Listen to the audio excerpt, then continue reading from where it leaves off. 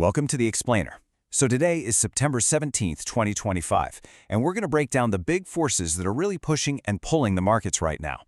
So why is everybody in the financial world basically holding their breath today? Seriously, everything, from your 401k to what you pay at the pump, it's all hinging on one single decision. So yeah, let's get into it. And that one decision, it all comes down to what the Federal Reserve is going to do with interest rates. But, to really get why this one announcement is such a big deal, we got to take a step back and look at the big picture. What does the market look like right now? All right, so here's our market snapshot. Think of this as checking the economy's vital signs. And one of the best places to take its pulse? It's the bond market. Let's see what U.S. Treasury bonds are telling us. Okay, so take a look at these numbers. The thing you really want to pay attention to here is the difference between the short-term bonds, like the 2-year, and the long-term ones, like the 10-year. See how the 10-year yield is higher? That just means the market expects to pay you more for locking up your money for a longer period of time. Pretty straightforward, right? And that difference, that little gap, it's just over 0.5%. Now that might not sound like a lot, but believe me, investors are watching this number like a hawk. What it's telling us, for now, is that the bond market is betting on the economy to keep chugging along and growing in the long run. So this whole relationship has a name. It's called the yield curve, and when it slopes upwards, like it is now, that's usually seen as a pretty healthy sign.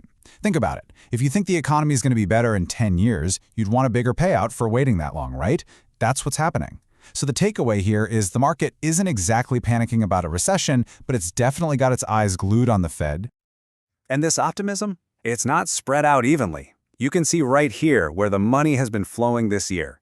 Industrials are just booming, probably thanks to all that infrastructure spending. And then you have tech, no surprise there. The AI revolution is just continuing to power that sector forward. Financials are doing pretty well for themselves too. So okay, we've got this picture, right? A growing but kind of cautious market. Which brings us to the main event. Right, all eyes on the Fed. This is really the most anticipated event of the day. Okay, here's the play-by-play for today. This is the schedule that has basically every trader glued to their screen. We got the housing data this morning, which was interesting, but the real show starts at 2 p.m. Eastern. That's when we get the actual decision. And then, a half hour later, Fed Chair Jerome Powell steps up to the mic, and trust me, every single word he says is going to be picked apart for clues about what they're thinking. And here's the fascinating part. The market is pricing in a 96% chance of a rate cut. I mean, it's basically a done deal. So the suspense isn't about what they're going to do. Everyone expects a quarter-point cut. The real question, the billion-dollar question, is why? What's their reasoning? What does their commentary tell us about how they see the economy? And you have to remember, this whole thing isn't happening in a vacuum, right? There's a ton of political pressure here. Headlines have been pointing out for months that the Trump administration really wants the Fed to lower rates. Plus, you've got this new Trump-appointed governor, Stephen Mnuchin, who was just confirmed. It just adds another layer of complexity to what's going on behind the scenes. So, with all this going on, you've basically got two completely different stories emerging about where the U.S. economy is headed. It's like a debate. So let's start with the optimistic side of that debate, the bull case. Yeah, America's economy defies gloomy expectations. This headline pretty much says it all, doesn't it?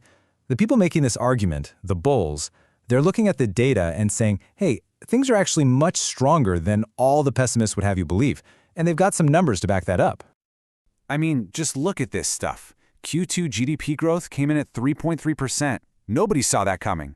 Corporate profits, really solid, especially in, you guessed it, tech and industrials. That whole AI boom is just a freight train that keeps on going. And maybe most important of all, people are still spending money. The bulls see all this and think, yeah, that soft landing we've been talking about, where inflation comes down without wrecking the economy, it's totally achievable. Okay, but that's just one side of the story. There's a whole other camp, the bears, who are looking at the same economy and telling a much, much more cautious tale. Double whammy for Americans, inflation continues to rise as jobs outlook grows weaker. Whew, yeah, that paints a very different picture, doesn't it? The whole bear argument is that if you look past the shiny headline numbers, the actual foundation of the economy is starting to crack. And here's what they're pointing to. The job market, it's softening. August numbers were a real disappointment. And what about the average person? Well, credit scores are dropping. And get this, at the fastest pace since the Great Recession. That is a huge red flag. Then you've got these big storm clouds on the horizon, like the threat of new tariffs and the simple fact that inflation is still squeezing everybody's budget. It's tough out there. So there you have it, two totally different views of the exact same economy. On one side, you've got the bulls, who see resilience and innovation, especially with AI. On the other side, you've got the bears, who see a tired economy, a consumer who's under pressure, and a job market that's starting to stumble. And it's this exact conflict, this tug-of-war, that puts the Federal Reserve right in the hot seat. So the big question is, which story does the Fed believe? We know they're going to cut rates. That's pretty much baked in. But what matters is what they say. Their statement, their official projections, and how Jerome Powell answers questions in that press conference, that's where the real clues will be. They're about to tell us which of these two narratives, the bull or the bear, they think is closer to the truth. And that signal is going to set the direction for all of us for the next few weeks, if not months.